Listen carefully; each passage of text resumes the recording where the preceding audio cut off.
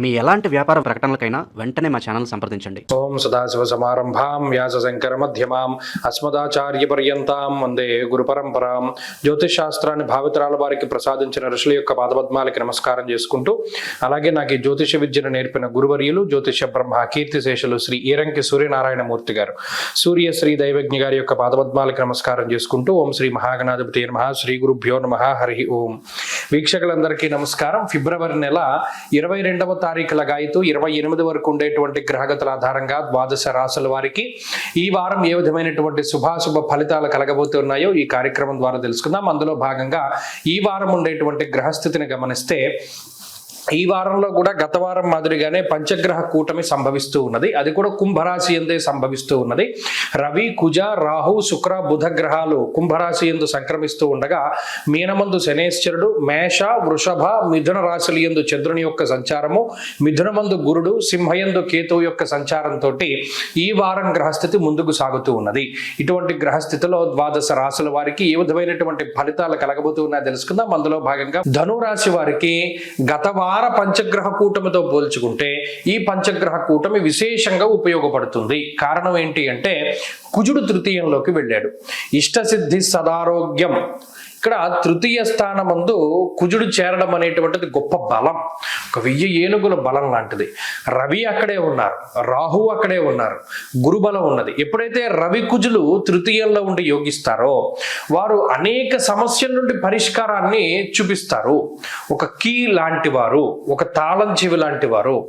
మీరు లోపల ఎక్కడో ఉండిపోయారు, బయటికి వెళ్ళడానికి మార్గం ఏంటి అంటే ఆ తాళం చెవి దొరకాలి. ఈ రవి కుజులు మీకు ఆ తాళాన్ని తీసుకొచ్చిస్తారు. మీకుండేటువంటి అసహనము, మీకుండేటువంటి అసంతృప్తి, మీకుండేటువంటి ఫ్రస్ట్రేషను, కోపం ఏదైతే ఉన్నదో దాని నుండి ఉపశమనాన్ని పొందగలిగేటువంటి శక్తి ఈ వారంలో దొరుకుతుంది. ప్రత్యేకించి రవి కుజులు మీలో ఆత్మస్థైర్యాన్ని పెంచుతారు, ఉత్సాహాన్ని పెంచుతారు. గత వారం దీని గురించి భయపడ్డావా నేను, అదంత పెద్ద ప్రాబ్లం ఏం కాదే అనేటువంటి ధోరణి కలుగుతుంది. గతంలో మీరు భయపడ్డ సందర్భాలని ఇప్పుడు చాలా తేలిగ్గా తీసుకుంటారు. ఎదుటి వారికి కూడా మీరు గైడెన్స్ ఇవ్వగలుగుతారు. అరే మనం ఎలా భయపడ్డాం కానీ ఇందులో ఏం ఉండదురా, మనం ఎలా చేయాలి అలా చేయాలనేటువంటి దృక్పథంలో. అలాగే ఆరోగ్యం నిత్య సంతోష అన్నారు. ఇది ప్రధానంగా కుటుంబపరమైనటువంటి విషయాలపైన ఏర్పడినటువంటి ఒత్తిడి ఏదైతే ఉంటుందో ఆ ఒత్తిడిని కొంత తగ్గిస్తూ ఉంటుంది. ఆత్మస్థైర్యాన్ని కలగజేస్తుంది, మనోధైర్యాన్ని కలగజేస్తుంది. మరీ ముఖ్యంగా కుటుంబ సభ్యుల యొక్క ఆరోగ్యాన్ని కాపాడుతూ, మీ ఆరోగ్యాన్ని కాపాడుతూ, ఉద్యోగపరమైనటువంటి ఉన్నతిని తీసుకువెళుతూ, లేదా భూపరమైనటువంటి లావాదేవీలు, చాలా కాలంగా స్ట్రక్ అయిపోయినటువంటి ల్యాండ్ విషయాలు ఏవైతే ఉంటాయో, రియల్ ఎస్టేట్ తాలూకు విషయాలు ఏవైతే ఉంటాయో ఆ భూ సంబంధమైనటువంటి విషయాలన్నీ కూడా చక్కగా ముందుకు వెళతాయి. కోర్టు వ్యవహారాలు కానీ, పై అధికారులతో ఉండే సమస్యలు కానీ ఇవన్నీ కూడా చక్కగా ముందుకు సాగేటువంటి పరిస్థితులు ఈ వారంలో ధనురాశి వారికి ఉన్నాయి. కాబట్టి అటు ధనురాశి వారికి ఆరోగ్యపరంగా, ఆర్థికంగా ఉన్నతమైనటువంటి స్థితి ఉన్నది. ఈ పంచగ్రహ కూటమి యోగించబోతూ ఉన్నది. కాబట్టి ఈ వచ్చే వారము ధనురాశి వారి గ్రహగతులు బాగున్నాయి.